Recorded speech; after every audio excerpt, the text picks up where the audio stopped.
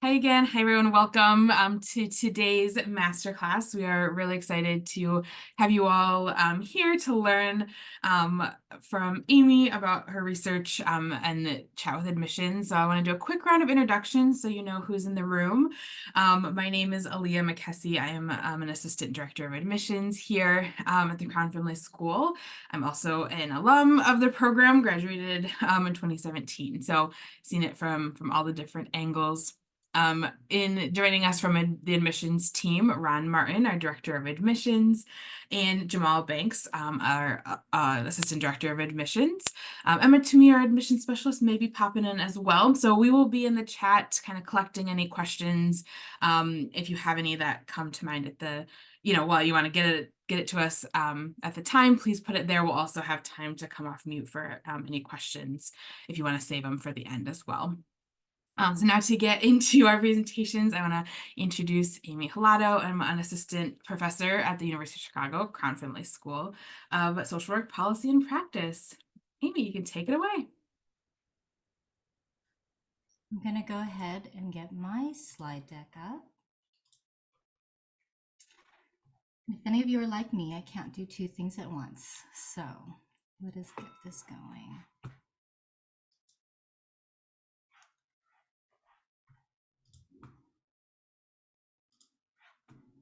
Let me get my video up.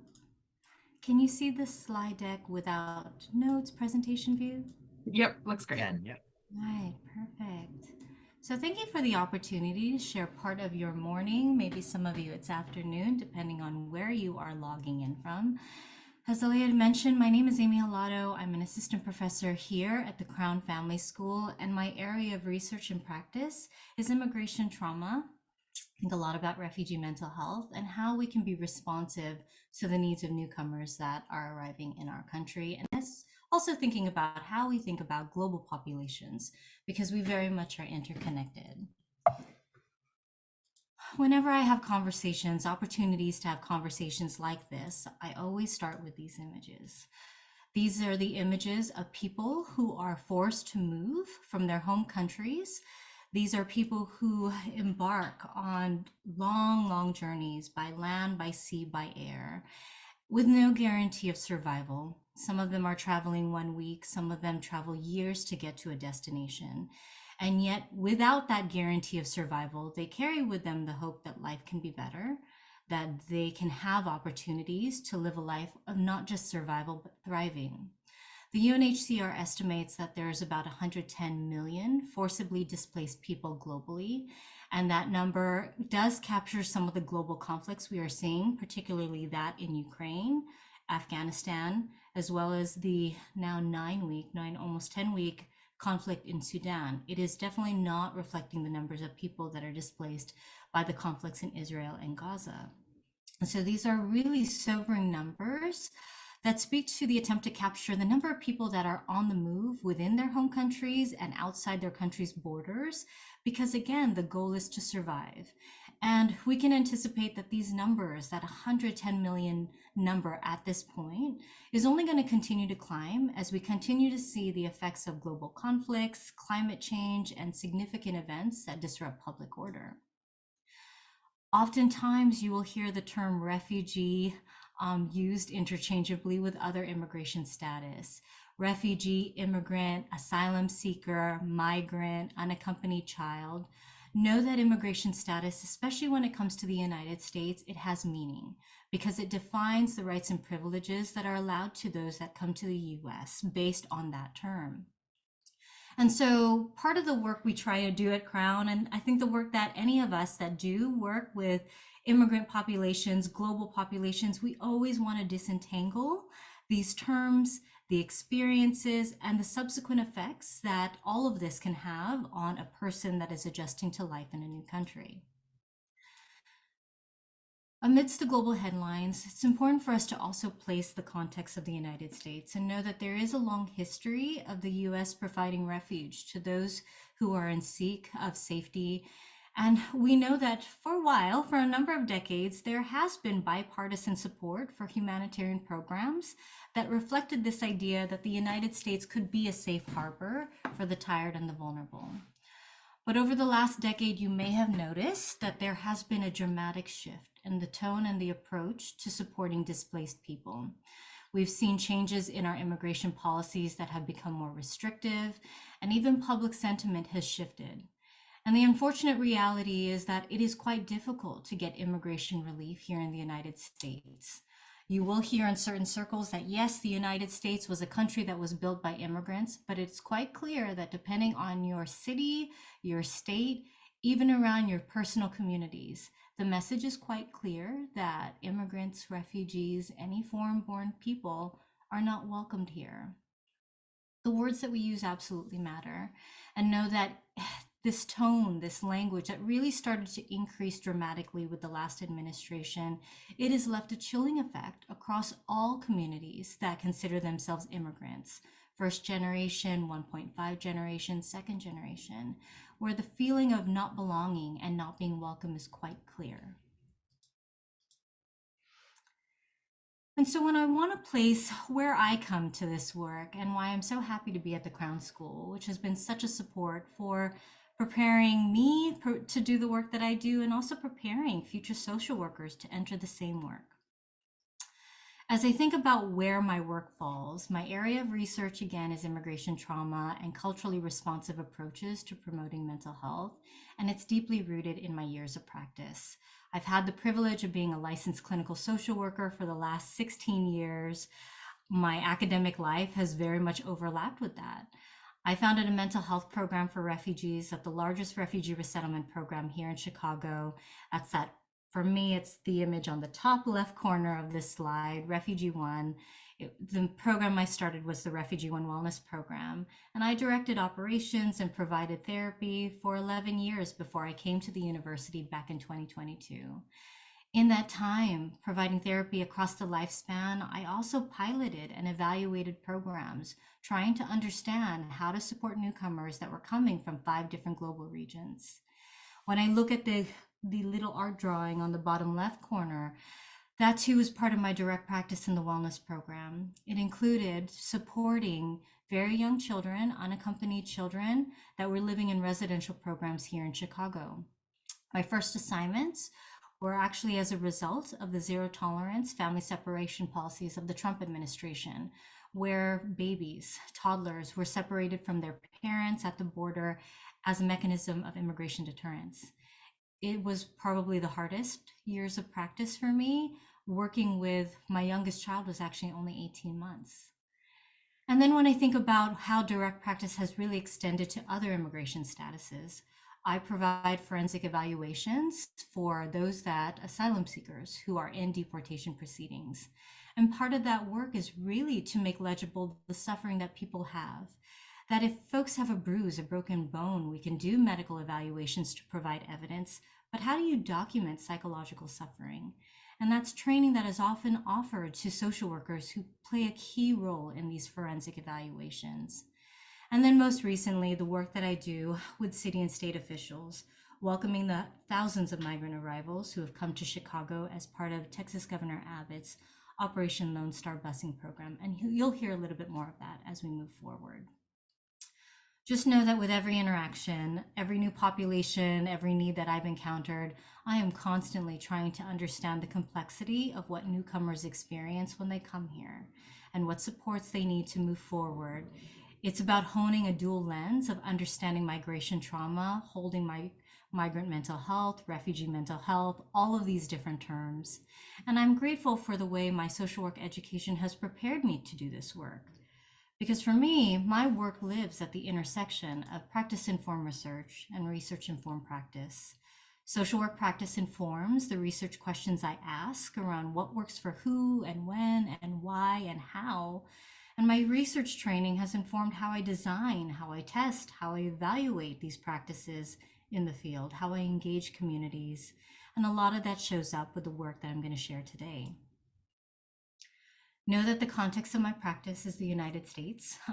The context of my research is the United States and locally the city of Chicago. And I think it's always important that we think about, as we look at global populations that are making their way across the globe, I name this because it informs how I'm positioned to the work that I do. Because for those communities across the globe that choose the United States as their destination, my work tends to begin at the relative end of their journey. And there's a lot about what it means to be a newcomer in the US. As I alluded to, there's a lot of meaning making when it comes to being foreign born and rebuilding your life here. What it means to be a newcomer, the value of a newcomer to our communities has a direct effect on how people adjust to life here.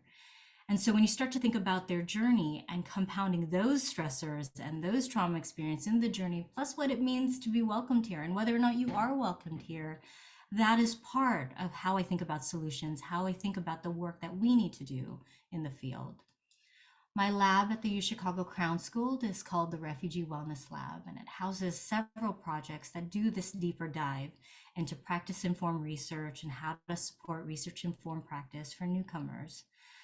Now, as I've alluded to, I've had the privilege of supporting newcomers from 5 different global regions, working across scale from direct practice, one-on-one work, to really advocating at the policy level. And unfortunately, in my time in doing this work, know that there is a common through line for the communities that I work with, and that's trauma.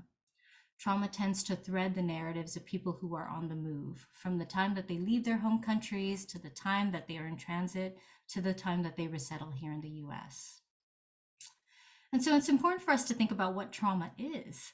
When oftentimes I describe this to newcomer communities that may not necessarily use that term or think about mental health, I describe trauma as a threat to your physical and emotional well-being or that of someone close to you. That the experiences are so profound, they're so overwhelming that you feel a sense of fear and maybe a loss of control. And if you are overwhelmed, if you are afraid and you don't feel you have control over your situation, it can leave you feeling helpless. When we think about the duration, the intensity of the trauma, even the developmental stage you are, how old you are when the trauma is experienced, that directly can change even the structural makeup of your brain and how you read cues from your environment. It can profoundly change how you view yourself, how you view the people around you, how you view your future. And in the box, it just shows an example of all the different examples of trauma that can be experienced, not just by global populations, but maybe the communities you're interested in and the populations you may eventually work in if you are to enter in the field. Know that when you are trying to look for trauma, for me, irrespective of culture of origin, trauma and stress responses are pretty consistent across communities. That when I think about adults that I've worked with, the most common symptoms I've seen is prolonged sadness and difficulty coping. Maybe you'll hear about disruptions in sleep and appetite patterns. So people who will speak to difficulty sleeping or sleeping too much, not sleeping enough, eating too much, not eating enough, difficulty concentrating, which is a hallmark of post-traumatic stress disorder, and even somatic symptoms. So physical symptoms that mask headaches or they mask mental health problems. Commonly, I hear the headaches that don't go away, the stomach aches, tingling sensations in my fingers and feet, the cough that won't go away. Know that children and youth develop in the context of relationships. And so when children and youth don't have an adult caregiver who can model how to cope and how to be responsive, how to adapt, they too will struggle with similar symptoms than what I've just shared. But they also struggle with the symptoms that make it hard for them to develop friendships, so peer relationships. They will also develop the symptoms that get in the way of their learning, which is such a priority for this age group. So they will talk about stomach aches, headaches whenever they're nervous. Sometimes we see acting out behaviors. Sometimes we see socially withdrawn behaviors. And in my practice, in my research, we also see mental health problems in our littlest ones. Infants and toddlers will show symptoms of being easily startled. They will show symptoms of excessive tempers, difficulty separating, maybe regressive behaviors. So a toddler that was potty trained experiences traumatic experiences over time, and then they forget that they can do that. And even regressive behaviors. What I'm describing are symptoms that are outside the norms of typical child development, outside the norms of what is culturally appropriate. And we also can't ignore the impact of intergenerational trauma, the trauma that is experienced across generations and relived in patterns of coping and relationship patterns and ways of adapting. Historical and cultural trauma is quite relevant to the groups that I work with. Trauma that's inflicted on entire groups of people who have been historically oppressed because of their race, ethnicity, religion, or other important social identities. And it's a trauma that's experienced within and across groups and can manifest very similarly to the symptoms that I've shared. For those that are forcibly displaced, I think we also have to think about the context of their experiences. We need to look at the general atmosphere of where and how people are existing before they come to the United States. You will hear the term, I will use the term environments of deprivation. A lot of what I do is really based on a trauma theory, and I lean on the work of Stephen Gould, who coined this term, environments of deprivation. And the way he speaks about it is that the environments that we live in, if they are experienced as unsafe, that our basic needs are not met, they too can compound the deficits that we experience. And so I think about refugees that are in camps.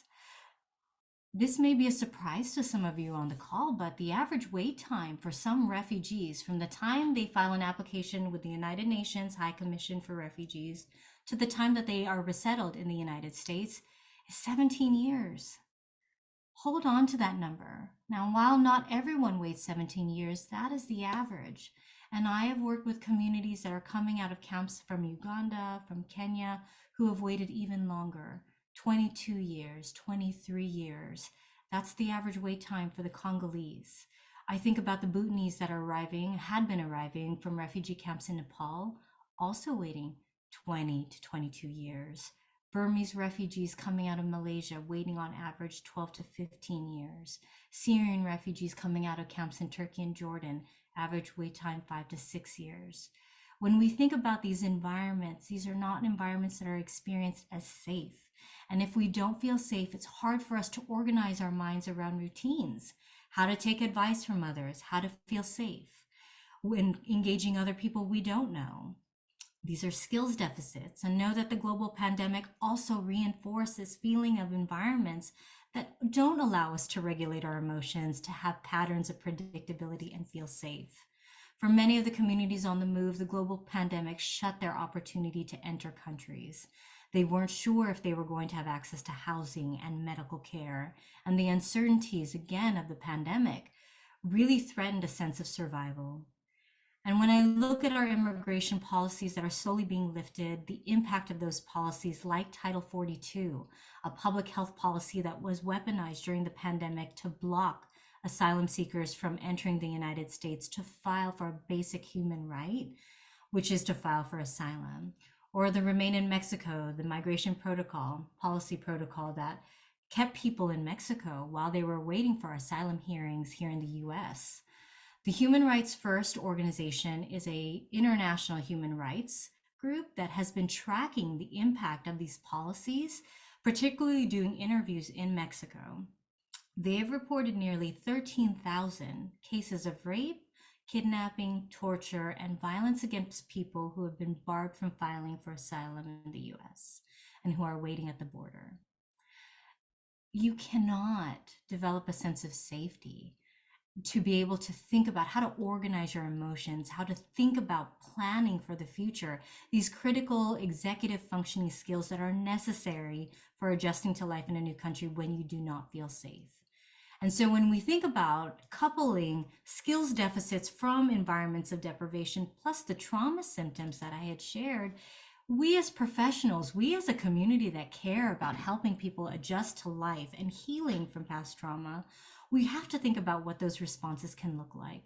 Because treatment that focuses on just traumatic events alone and doesn't think about the context that people are living from the time that they leave their home countries, their time in transit, to the time in waiting to come to the United States, and even once they're here, we won't be able to address the full effects of that harm.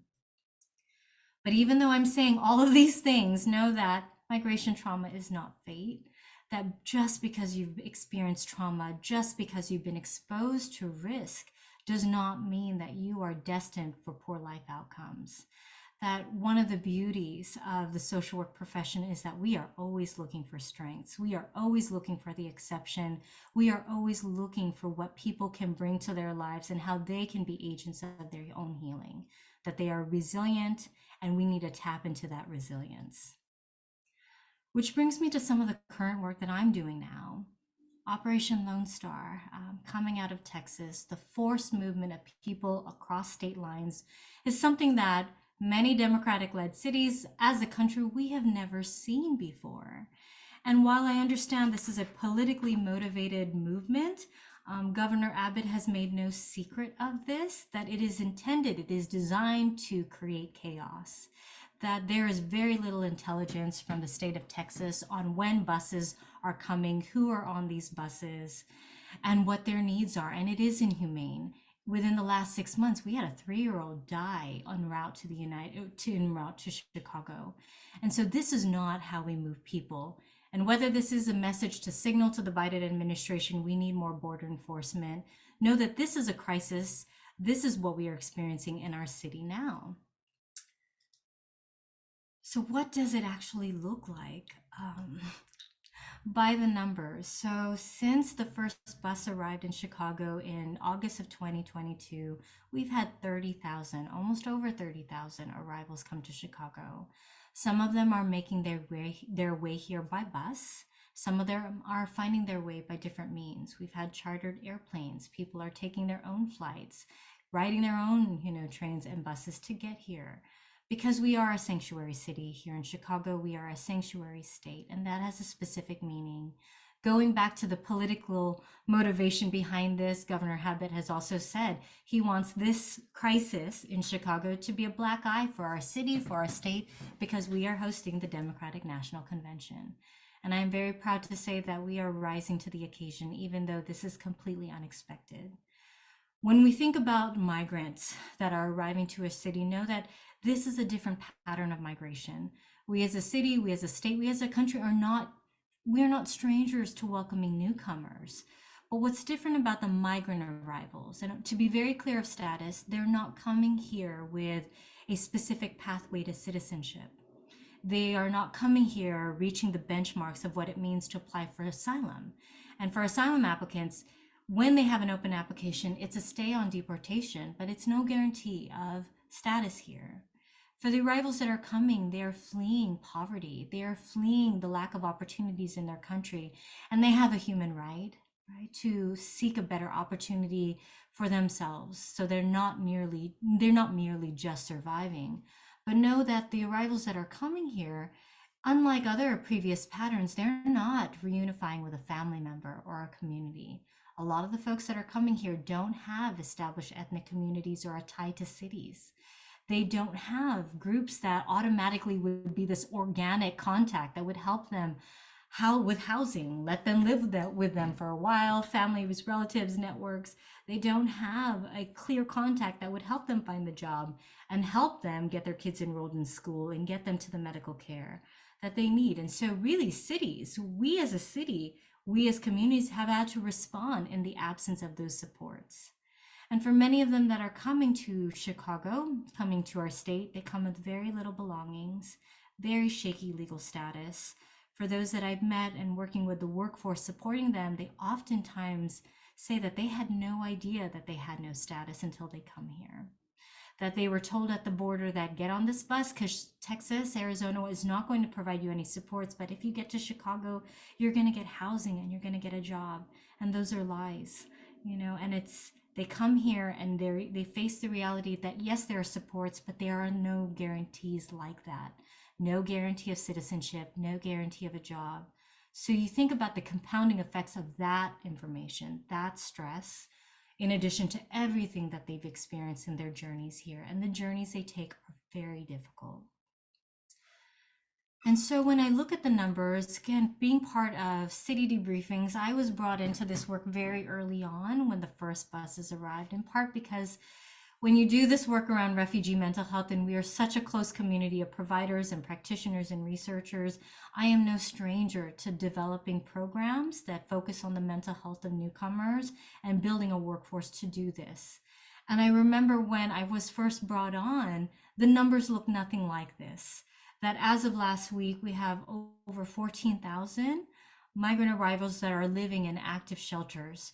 When I was first brought on, we had 5 emergency migrant shelters. We are now with 28 online, active online shelters that are supporting across 21 different wards. We have a landing zone, we have staging areas in O'Hare. And I remember the first ask was, can you train more therapists to staff these emergency shelters? Because we are seeing the mental distress increase as the news is broken to folks that shaky legal status, all of these things that I've shared. Can you find volunteers to do this work?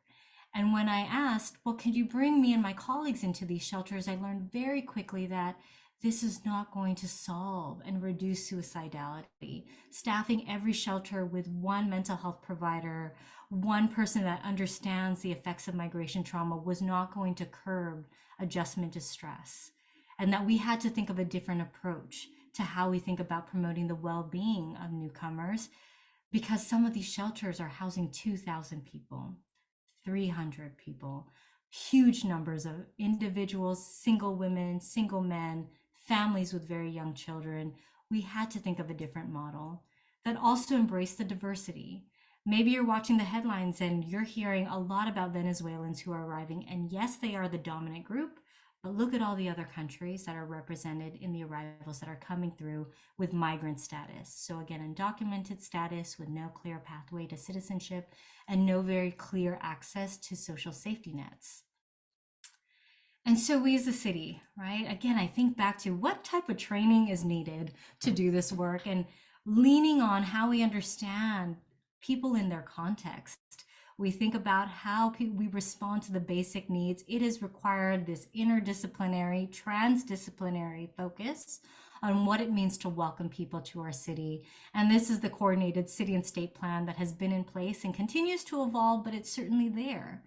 And certainly aligns with how we think about work from a social work lens, that we know it is about partnership and collaboration and looking at people in context. And so the response has to do with meeting the basic needs of housing. That's why we talk about high capacity shelters. It's about increasing the competence of the workforce that is supporting them, providing the case management of getting people the information they need, working at multiple levels from communities, city, and state levels, thinking about advocacy at the federal level, engaging communities, faith-based organizations in this clear network of support. But know that for me, I've always been beating the drum around mental health. Okay. So when we think about responses, oftentimes we need to think about the realities of providing mental health care in this context. That we don't have enough multicultural, multilingual providers to respond in a thoughtful way. We also have to move away from this idea that therapy alone is the only way we can promote mental wellness, and we have to leverage the people in the community. And so what I'm excited most about this current initiative is that with colleagues from the Lurie Children's Hospital, the Coalition for Immigrant Mental Health, which is a volunteer group that I run,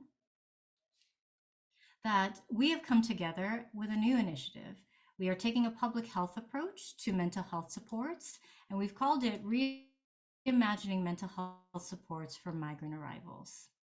That this is an opportunity for us to train non-clinical frontline providers on how to support the mental wellness of others. I'm actually tracking your screen, Ron, to see how much I'm freezing. Do you need me to repeat any of that? No, that all came through, Aimee. Excellent. And so as part of this evaluation, this is a different way of rethinking mental health supports, that we are working with communities, we are training the staff that are in the migrant shelters and directly equipping them with the skills to be the front line of support to ensure that they can use the strategies that would promote universal strategies for mental health.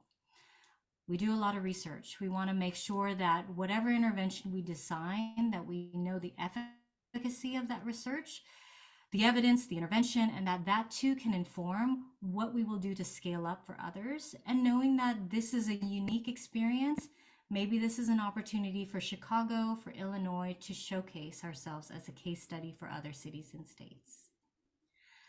I'm a little bit afraid to share this video, just knowing my computer is acting odd today.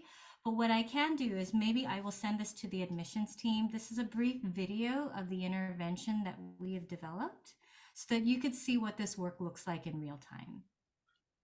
And I will plan for that.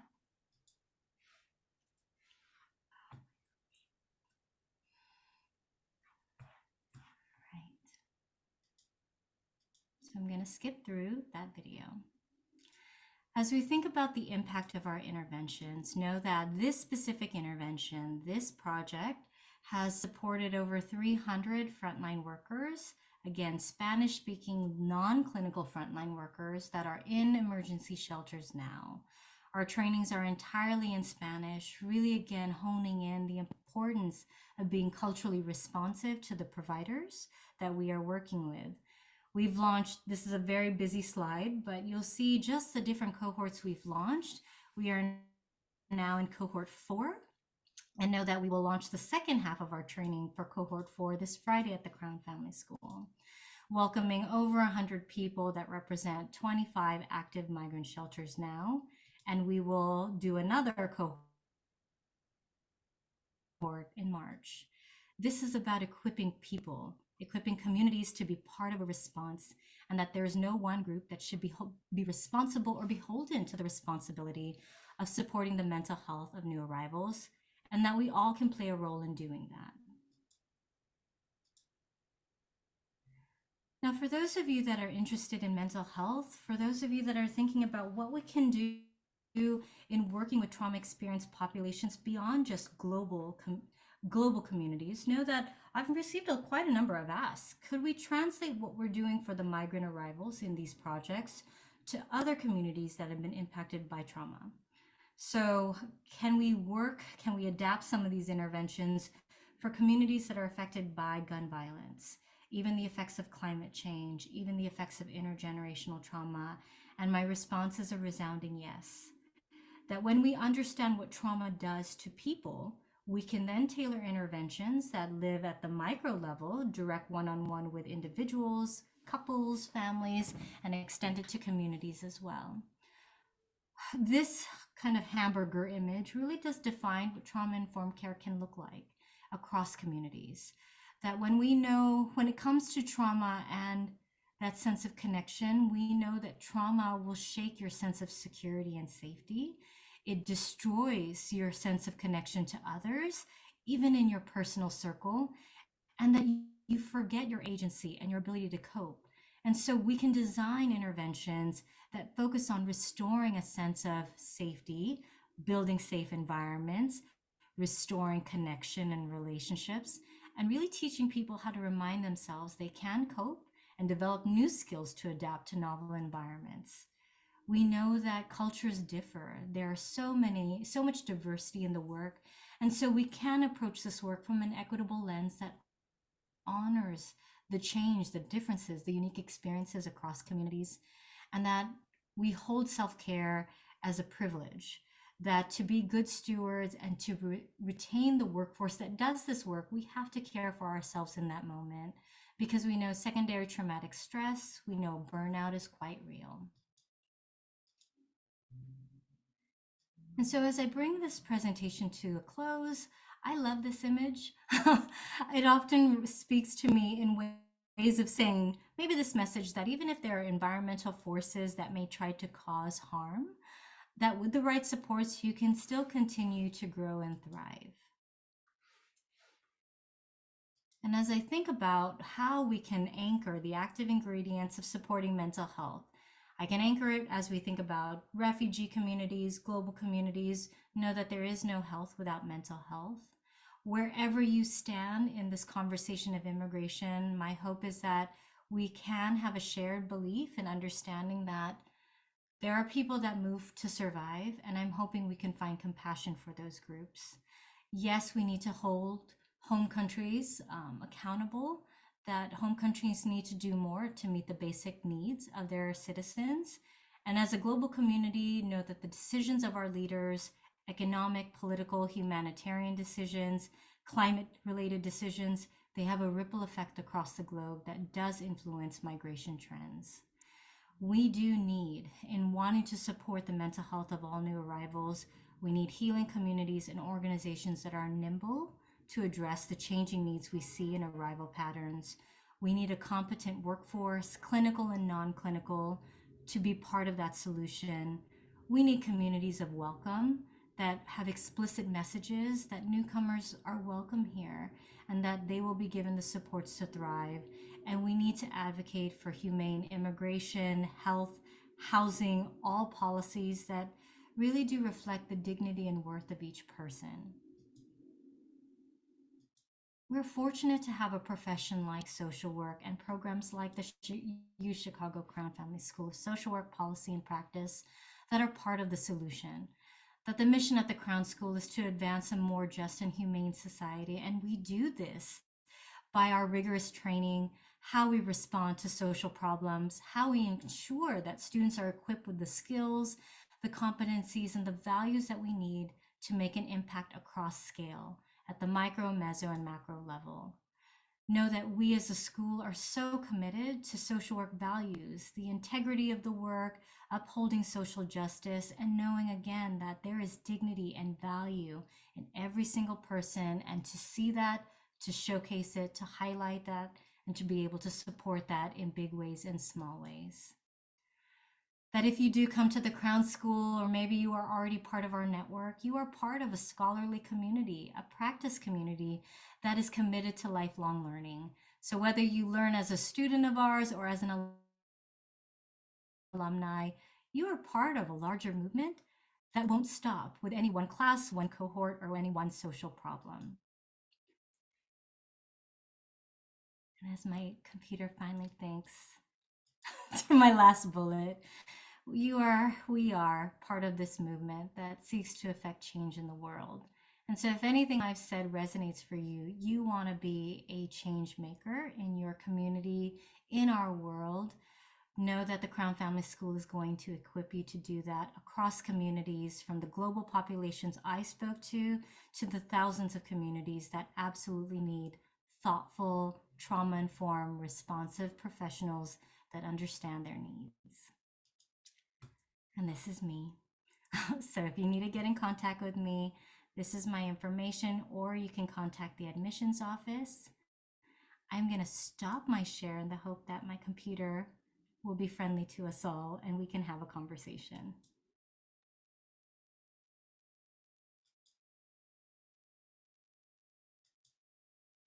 Cool. Yeah. Thank you so much, Aimee. I want to, before we get, so while people kind of think about their questions, I'm going to share just briefly the application requirements and deadlines. So for those of you who are prospective students or are working on your application and are now super excited because of Aimee's presentation, this is how you would apply.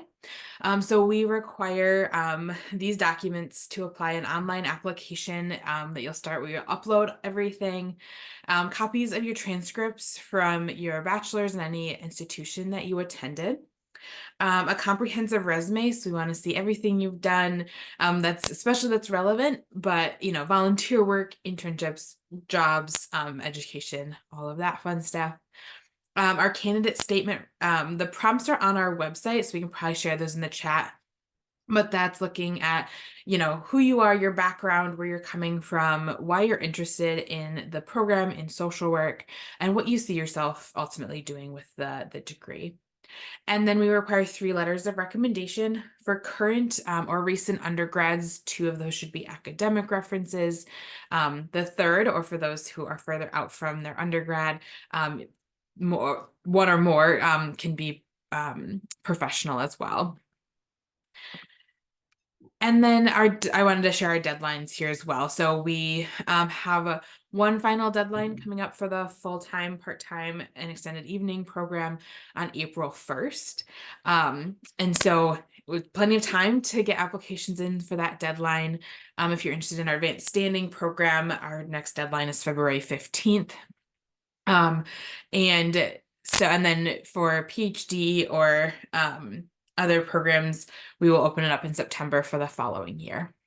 So that is all I wanted to share. I'll stop sharing my screen and we can get to questions.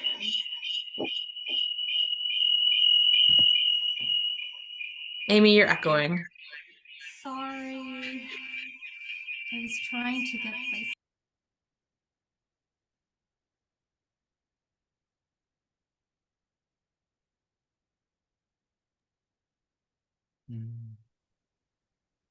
Oh, you unmute your phone. I think that should work.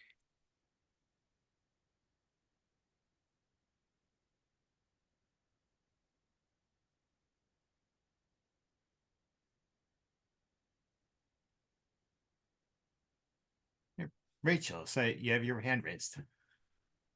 Yeah, I have a question for Dr. Aimee, but I don't know. I want to wait for the technical things. Yeah, I'm not sure if she can hear us or.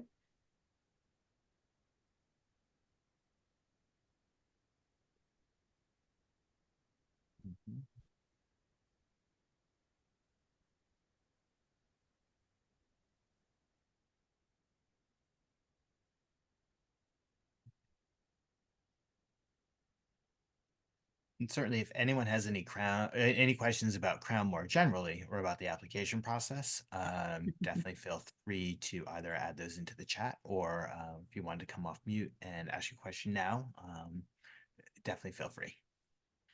I guess in that case, I can probably ask a broader version of the question I want to ask Dr. Hilado specifically. I'm really curious as someone who's interested in potentially going down the PhD route and maybe getting more research experience. She had mentioned her refugee wellness lab. I don't know if there's other opportunities outside of that as well, but what I was going to ask Dr. Hilado is whether she works with graduate students and whether there's an opportunity there to help her, and how that might play into the curriculum, whether that qualifies for a credit of some kind or can be a valuable research experience, but outside of the curriculum. And then, of course, whether that extends to other professors as well, kind of, I guess, what that looks like if you want to get research experience. All right. So I just turned off my computer. Sometimes that seems like the only solution, just unplug everything. And now I'm on my phone and I heard a part of your question. So yes, in my lab, I do take students who are interested in kind of just doing this work. I have multiple concurrent projects. So I do think that that's part of the conversation of what are the projects that are of interest to you? And then based on what funding I have and kind of where there are team slots, that's where I can do assignments. And I have just such a mix of students, undergrad students from the college, I have master's students, I have doc students, and I also have students from other schools. So I have some fantastic research assistants from the Harris School, for example. And so really is, again, and this is not unique to just my lab. There are other faculty members that absolutely will take on folks that are interested in doing this work. And if the way my position is, I will always want anyone who joins my lab to know what you would like to learn and what experiences you'd like to gain. And I involve students to everything, they're invited to everything that I do and what is within bandwidth. So even attending our team meetings where we talk about developing curriculum, to writing meetings around how do we think about this specific topic from a policy angle. Students that are really interested in what IRB looks like and what does a grant proposal look like. It's really, for me, it's how do I scaffold so that students can be the next generation of folks that continue this work, because I know that no singular person can do that, and I know that that is a sentiment that is absolutely shared with other faculty members. That's awesome. That answers my question very well. And I wrote, I'm very interested in multicultural kind of work with refugees and immigrants, so I'll probably be emailing you later because you're doing exactly what I'm interested in. So thank you for that answer. You're welcome. Great, thanks. Will, you have your hand up? Hey, yeah, thank you so much. Super, super appreciate the time. This was such an insightful presentation and just really exciting to hear about the important work that's going on. I think for me, one part of the presentation that really stuck with me was around, the culturally informed, clinical practice as well as, language wise, right? And so I know that there's a lot of focus in a lot of US-based programs on, Spanish English bilingual therapy. I'm personally, given my background, probably going to go more towards Chinese Korean English therapy, which I don't really know where that training for that exists. And I'm just curious, like, given there's so much of a lack of mental health access and understanding within Asian populations, what if there are specific directions you might point me to, or your general thoughts on the topic? Mental health stigma is quite real, and it's not just across any one specific culture. The pandemic has allowed us a natural opportunity to talk more about mental health, but there is a reality that in many communities, you certainly don't talk about mental health. Maybe there isn't even a term that reflects that in home language. And if you do talk about it, you need to talk to somebody within your community. Maybe you can speak to someone within your faith community, but certainly not to somebody who is outside of your community. And so access does become an issue, especially when mental health and the stigma keeps the conversations in the shadows.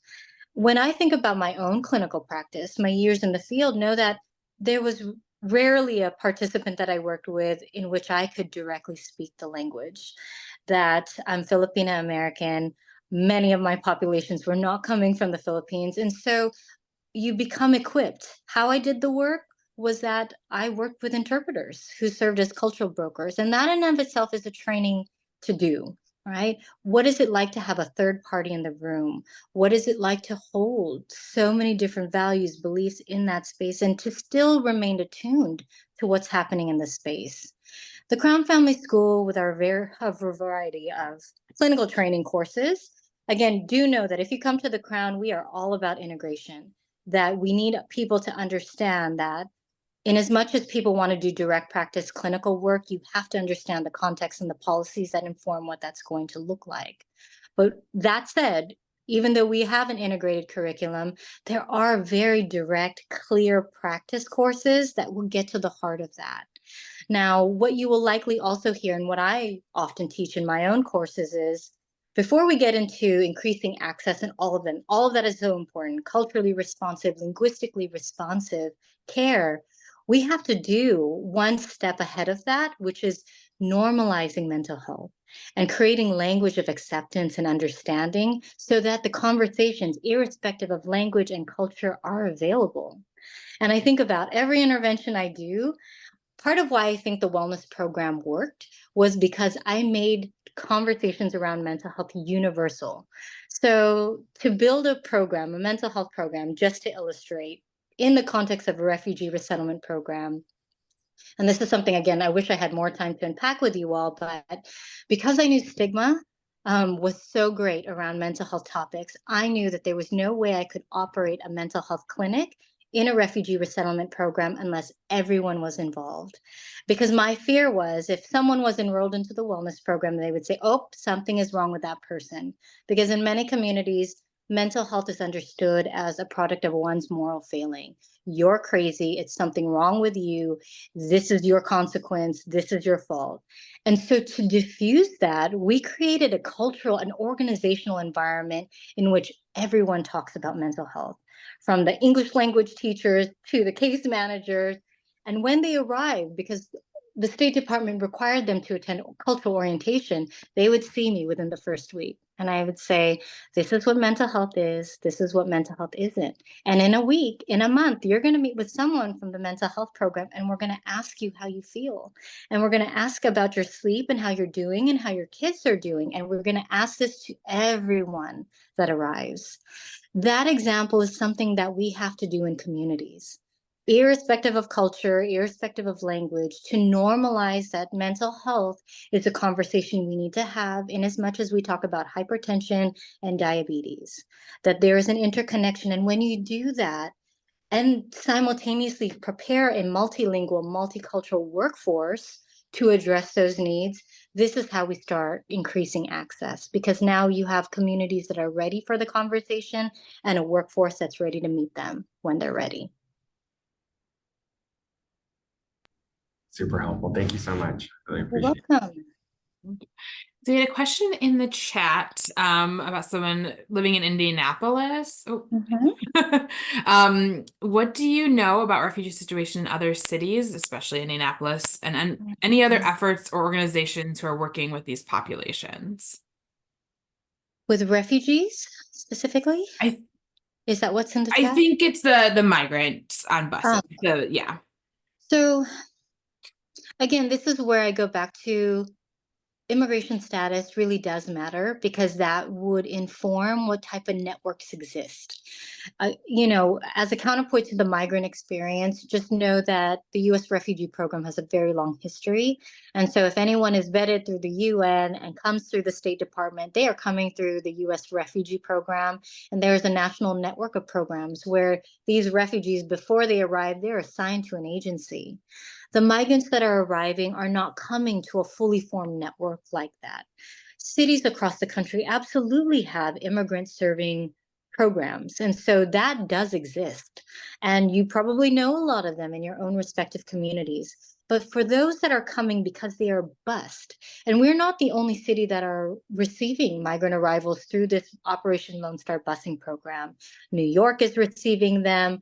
I know I've had meetings with folks from Colorado, San Jose, Philadelphia, all cities, Democratic-led cities. Some of them are part of this network that the state of Texas has specifically targeted. And sometimes it's just migrants arrive there and then they move location because it just feels like that's the best option for them.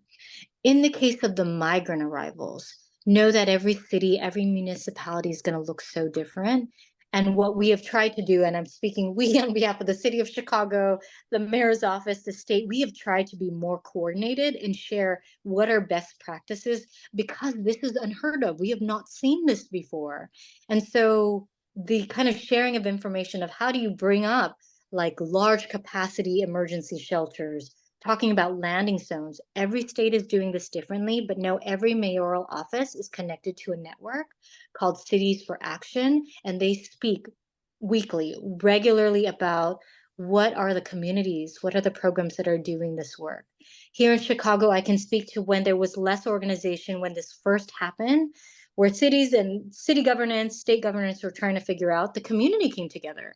So organically, here in Illinois, we have the Welcome to Illinois Coalition, that are all community-based, faith-based organizations that have now become part of this city-state response, because now we are trying to organize at all levels of governance how to respond. And so maybe in Indianapolis, you might want to look for who are the helpers at the city-state as well as the community level that are organizing to do this, because what I'm hearing across states, what I'm hearing across cities, no one anticipated this was going to happen.